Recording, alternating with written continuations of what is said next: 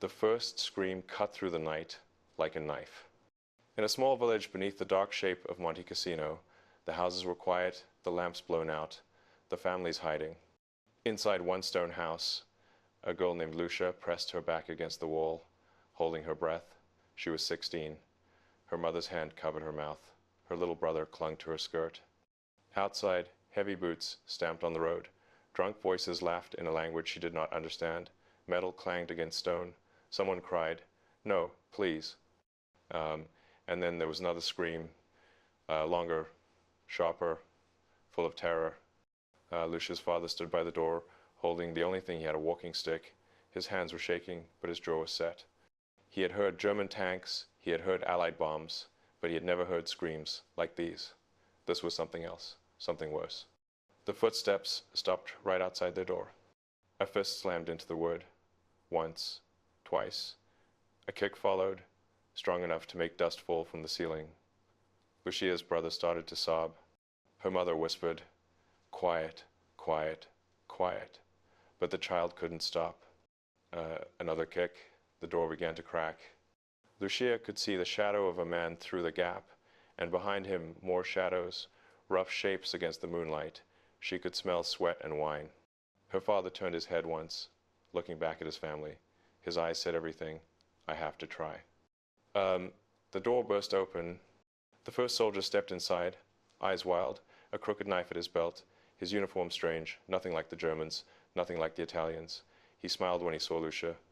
Her mother pulled her closer, but the man took a step forward anyway. Lucia's father raised his stick. The soldier laughed and moved his hand to the knife. And that was the moment the real nightmare of Monte Cassino began. Weeks earlier, it had all seemed so different. Back then, the sky above the valley rumbled day and night. The Germans held the high ground, the abbey on the hill, and the rivers below. Italian families, like Lucia's, lived between fear and hope. They feared German patrols, mines on the roads, sudden searches, but they also hoped that the Allies, the liberators, would come and end it all. Lucia helped her mother bake bread with whatever flour they could find. Her father listened to the distant guns and tried to guess who was winning. At night, the family gathered around a candle while the priests in the village spoke soft words about faith and patience. "Soon it will be over," grown-ups told the children. "The Allies are close. They are our friends." Sometimes German soldiers passed through, tired and gray, taking food, taking watches, but mostly ignoring the girls if the men kept their heads down. Danger was everywhere, but it was a danger they had learned to live with. Then one day, paper fell from the sky. Leaflets, dropped from German planes, drifted over the hills and fields like strange white birds. Lucia's father picked one up and read it, his face growing pale. The message was simple and terrifying. "Moroccan troops are coming. Leave if you can. Hide your women." Some people laughed bitterly. "Why should we trust the enemy now?" they asked. "The Germans have lied to us before." Others were afraid but had nowhere to go. These were their homes, their land, their dead buried in the small churchyard. So most families stayed. They prayed. The leaflets were just another trick. Far away in the French camp, another message was being given at the same time. A French general, proud of his hard-fighting North African soldiers, congratulated them for breaking the German lines in the mountains. He knew how much they had suffered. He knew how many had died. And then, in words that would stain history, he promised them something terrible. For a set number of hours, he said they would be masters of whatever lay beyond the enemy. No one would ask questions. No one would punish them.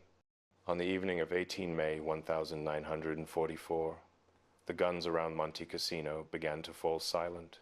The Germans pulled back. The Allies celebrated. Italian families came out of their hiding places, thinking at last the war, at least in their valley, was ending. They did not know that in the shadows of the hills, thousands of men in green wool tunics and rope sandals were already moving toward their villages, and toward girls like Lucia.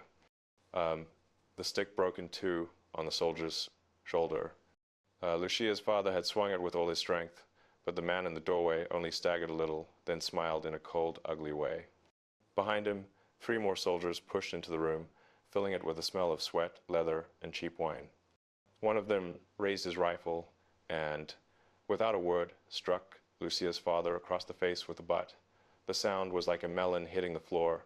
He dropped limp, his head hitting the stone. Lucia screamed, but her mother grabbed her and pulled her close. "Please," her mother whispered to the soldiers. "Please, we are just a family. Take the food, take the money, leave the girl." They did not come for food. Rough hands pulled Lucia away from her mother. She felt her nails scrape across the floor as she tried to hold on. The men laughed, speaking fast in their own language.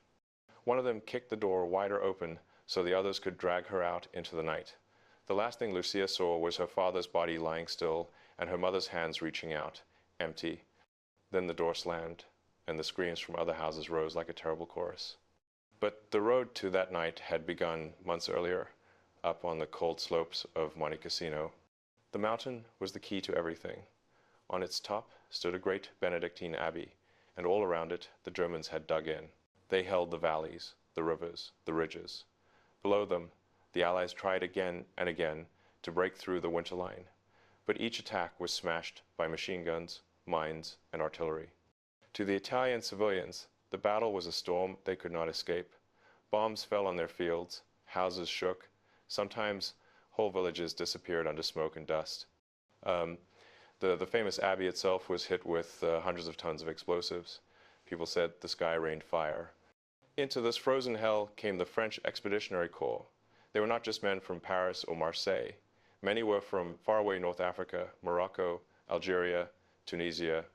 They wore green wool tunics with colored bands, rope sandals, and curved daggers called jambia at their belts. The Germans feared them. They knew these mountain warriors could climb where others could not. They also knew their reputation: brave, fierce, and hard to control. That was why German planes had dropped those leaflets warning Italian villagers, "Hide your women, the Moroccans are coming." Led by General Juin, the French mountain troops slipped through paths no one thought an army could use. They crossed ridges, ravines, and icy streams. While other Allied units attacked in the valleys, the Goumiers crept around the flanks, smashing through the southwestern corner of the winter line. Militarily, it was a brilliant success. The German defense began to crack. The road to Rome finally opened. The Allies cheered. The French general praised his men in glowing words. And then, in private, he gave them something far worse than medals. He told them that for a number of hours, whatever they found beyond the enemy lines would be theirs. No questions, no punishment, no limits. Down in the villages, people thought the danger was over. Some men came out onto the roads, waving cautiously at the first French soldiers, offering wine and bread. A few girls even smiled, relieved to see anyone who was not wearing a German uniform. But the smiles did not last. The first whispers came from a nearby village. They took a girl, then another. They broke into a house. They hurt the mother and the daughter. Soon, the rumors were everywhere.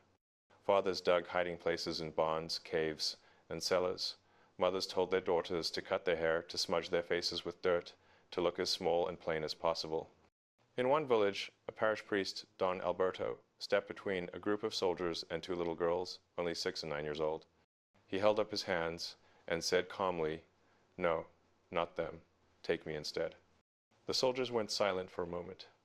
Then one of them smiled, a slow, cruel smile. They pushed the girls aside, grabbed the priest by the arms, and dragged him toward the square. As the bells of his own church began to ring above them, the bells were still ringing when they tied Don Alberto to the post. The little square in front of the church filled with people, dragged from their houses by shouting and gunshots. Mothers clutched their children. Old men leaned on sticks. The 2 little girls the priest had tried to protect stood frozen, their faces white with terror. Don Alberto's cassock was torn. Blood ran from a cut on his head. Even then, he lifted his eyes to the girls and tried to smile, as if to say, "It's not your fault." The soldiers laughed and began to beat him. Rifle butts crashed into his ribs, his back, his face. Someone threw a stone. The girls sobbed and tried to reach him, but a soldier held them back. Then the abuse changed, turning into something even darker. something the villagers could hardly watch. The men took turns. They treated the priest like an object, not a human being. All through the night, the people heard his cries and the cruel laughter of the soldiers. No one dared to move. No one dared to help. By morning, Don Alberto was dead. His body was thrown into the street like garbage. Word spread like fire. From village to village, people whispered what had happened to the priest, to the girls, to the women taken from their homes. Some stories were so terrible that listeners shook their heads in disbelief. But then another witness would repeat the same details, and there was no way to pretend it was a lie. These were not tales from faraway lands. They were happening on the very doorsteps of Italian families. The men who did this were called Goumiers mountain troops from the French colonial empire. Many were from Morocco, others from Algeria, Tunisia, or Senegal. They were famous for their courage in battle, for their ability to climb mountains where no one else could fight. They wore green wool tunics with colorful bands and simple rope sandals. At their belts hung the jambia, a curved dagger that shimmered in the sun. Some said the worst of them cut ears and noses from dead enemies and strung them on cords like trophies. Commanded by General Juin, praised by the Allies for their bravery, these men had just helped break the German line. For that, their general had given them his terrible reward. For hours, they could take what they wanted from the land they had liberated. Even other Allied soldiers were afraid of them. American troops nearby heard the screams from the villages. One machine gunner, Len, later remembered how their unit stopped on a hill and listened. "There are no Germans left down there," one of them said. "So who are they shooting? Who is crying?" A sergeant asked if they should go down and stop it. The answer came back cold: "We move only on orders." So they stayed where they were, sitting in the dark, helmets on, fingers on their guns, while the screams of women and girls rose from below.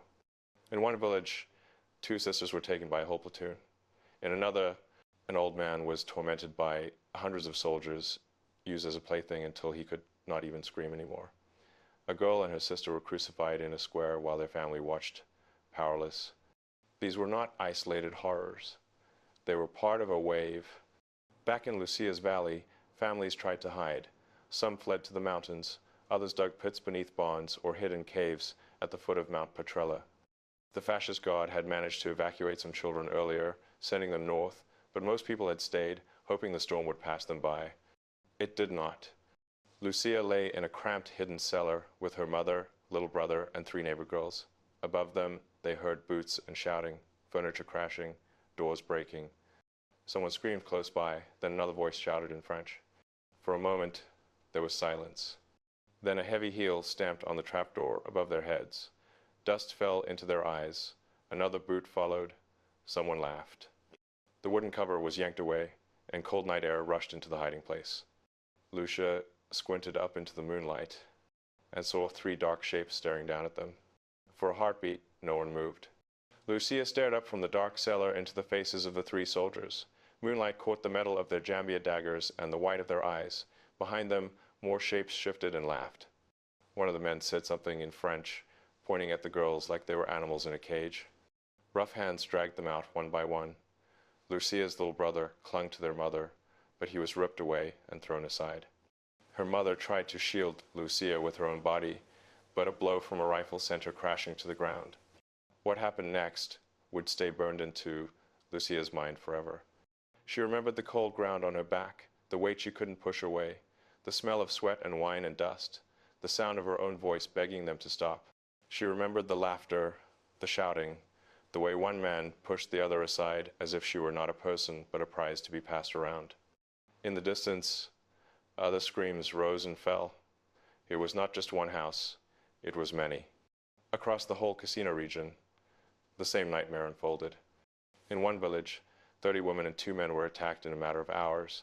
In another, nearly all the women were taken, young girls, mothers, even grandmothers, over 80. In some places, there were not enough women to satisfy the soldiers, so men were also abused, used as objects of cruelty and twisted entertainment. From the records of the time, the numbers are almost impossible to believe.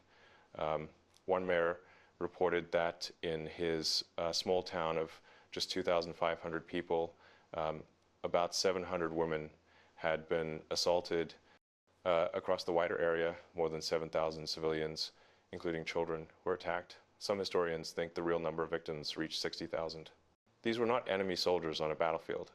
These were civilians. Many of the women were attacked not once, but by groups, over and over. Some had their teeth broken so they could not bite their attackers. Men who tried to protect their families were beaten, mutilated, or killed. The jambia daggers, once symbols of tradition, were used to cut, to threaten, to torture. Even animals were not spared. Secret military reports later spoke coldly of what had been done to women, to men, to children, even to livestock. It was as if the thin layer of civilization had been ripped away, leaving only something savage and wild underneath. And all this went on for almost 50 hours. When at last the rampage slowed, the valley was quieter but not peaceful. The screams had stopped, replaced by sobs and silence. Women lay in houses and barns, bleeding, bruised, broken in ways no eyes could see. Men stared at their hands, at their dead, at the ground. Children watched everything, too young to understand, too old ever to forget. Doctors, priests, and a few brave nurses began to move from house to house. They saw injuries that words could barely describe. They treated broken bones, torn flesh, and infections from terrible diseases, syphilis, gonorrhea, others with strange names. Only American penicillin, arriving just in time, kept some villages from being wiped out by sickness. And then, slowly, another horror appeared. Women who had been assaulted found their bodies changing. Months passed, and their bellies began to swell. Some were girls barely older than Lucia, some were widows. Some were married women whose husbands now looked at them with a mix of pain and helplessness, knowing none of this was their fault, yet crushed all the same. Some women chose dangerous, secret abortions in dark kitchens and back rooms, risking death rather than carry the child of a man who had hurt them. Others could not bring themselves to do it. They gave birth, weeping, to babies whose faces reminded them of a night they wished they could erase. In 1945, after the war, many of those babies were taken to the orphanage in Very. The building was soon full of children who did not know their fathers and would never be told the truth about their mothers. One chilly morning, Lucia stood at the gate of that orphanage, a thin bundle in her arms. Her daughter's eyes were closed, her tiny fingers curled around Lucia's thumb. Behind the gate, a nun waited, hands folded, face sad. Lucia kissed the baby's forehead, tasting tears and salt and guilt that was not hers to carry. Then, with shaking arms, she held the child out.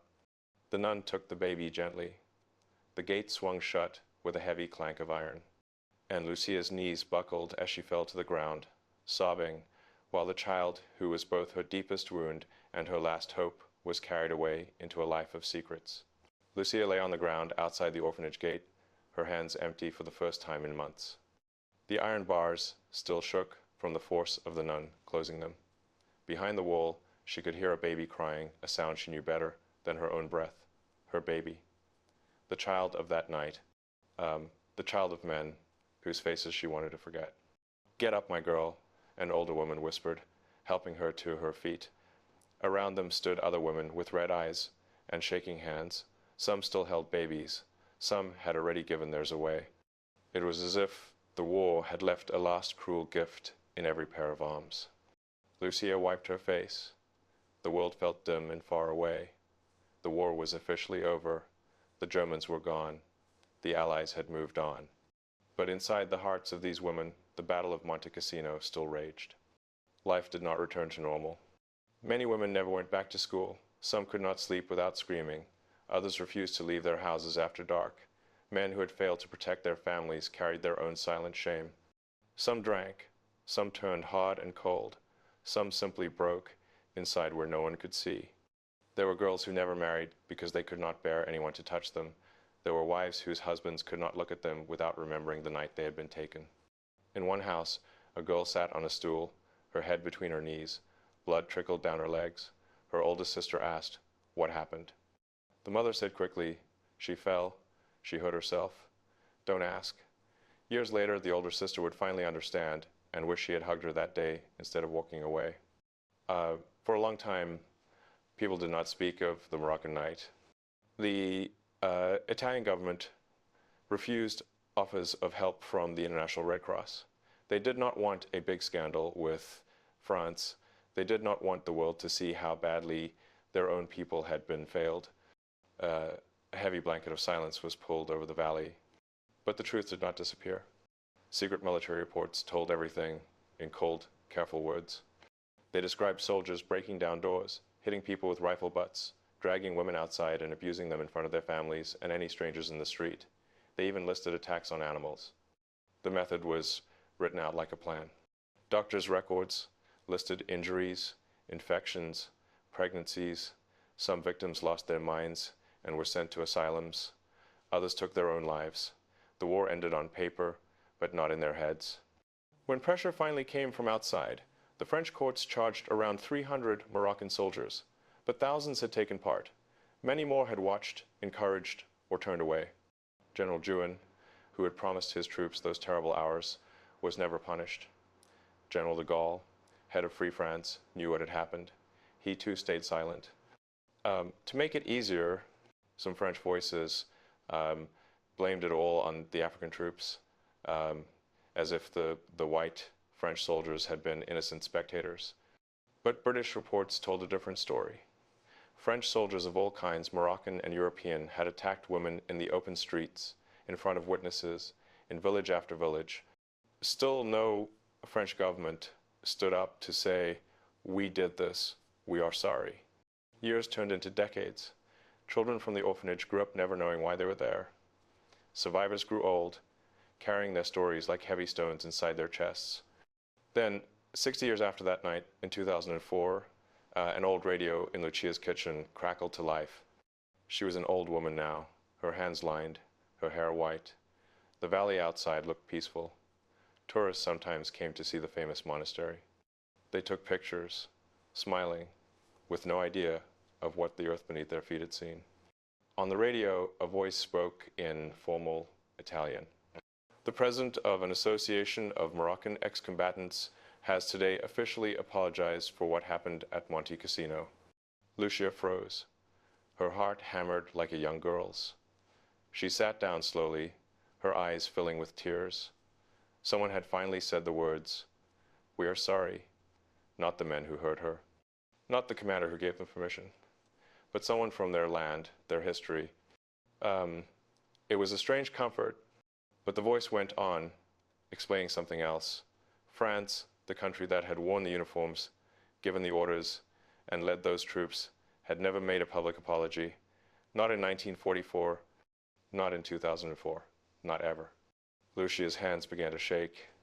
All the nights of screaming, all the broken lives, all the babies left at the orphanage gates, and still the great powers preferred silence. The weight of guilt stayed on the backs of the victims instead of on the shoulders of those who had caused it. That evening, in a small village hall, locals gathered to share memories of the war. The younger people wanted to understand. They asked the old ones to speak. Lucia stood up slowly. Her knees hurt, her voice trembled at first. But then she began to talk about the battle, the leaflets, the night the door broke, the cellar, the soldiers, the baby, the gate. Every word felt like opening an old wound. Every memory hurt. Yet as she spoke, other heads began to nod.